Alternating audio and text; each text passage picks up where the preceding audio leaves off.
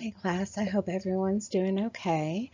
Today we get to look at Bali, as well as one of the more famous of the anthropological works by Clifford Geertz, talking about his time in Bali, the Balinese Cock Fight.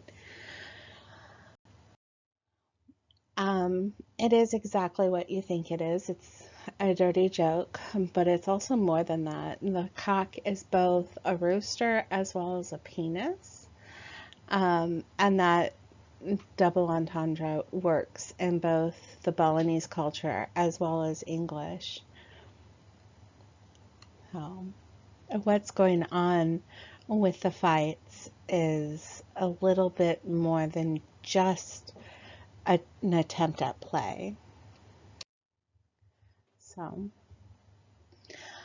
and the cocks themselves are proxies for powerful men and their status and competition.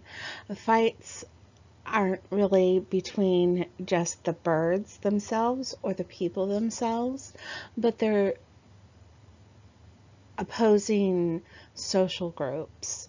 So, what you want to look at with this is that it's not really the fight itself that's going on, but it's a reification of social standing and who is going to be backing who.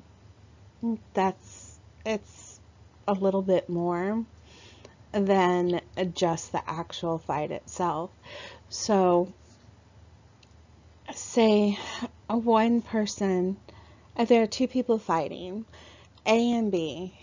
Everyone knows that A will win. However, those who have social ties to B will back B, even though they know they're going to lose the money and that cock will end up being A's dinner that night. They still have to reify what their position within the culture is by betting against the one they know will win. And that's because they're supporting their kinsmen. So, what this article really did was show that different types of play are really more than just something that children do.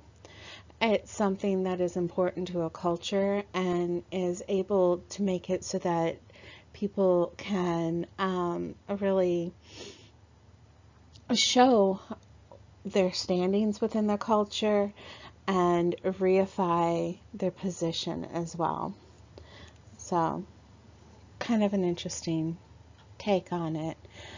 It is very important because it's really one of the first recorded ethnographic works that really looks at play as something more than just child's play. So, and Gertz also uses a very interpretive approach that sees culture as a set of text to be read by the anthropologists. Bets are status-based, as I said before, and it's about social structure and kinship. And so he wasn't fully accepted into the society. Remember, he talked about kind of being shunned, and they just pretended he didn't exist until after this cockfight happened, and he was able with his wife to go and pretend that they were having tea when it was raided with another couple. Therefore, the couple didn't get in trouble. So kind of cool. Um, the other things that you really need to know about Gertz before I move on to just talking about the tribes themselves is the fact that Gertz is pretty awesome in quite a few different ways, but he is the one who's known for deep hanging out. That's basically going to the pub and having a beer um, with the locals. So getting down and just being with them, being involved, kind of like Malinowski. Participant observation is very important to him. He was also the one who coined the phrase thick description. Thick description is exactly what it sounds like. It's really explaining very thoroughly what's going on within the culture.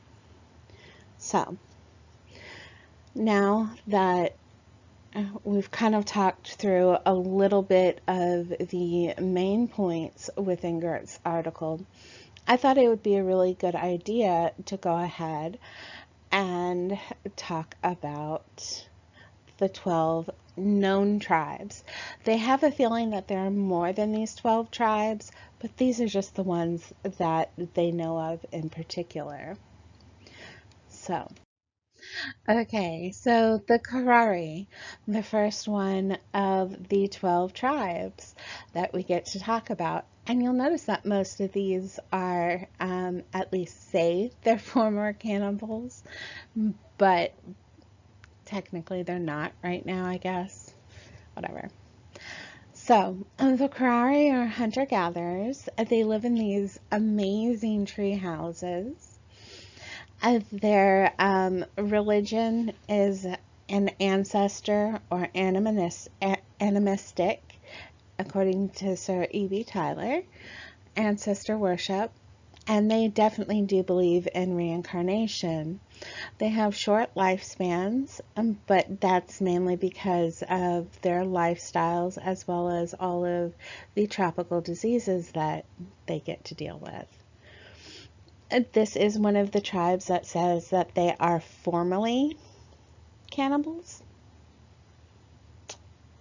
Not too terribly certain that they are. Anyway, we will go on to the next tribe.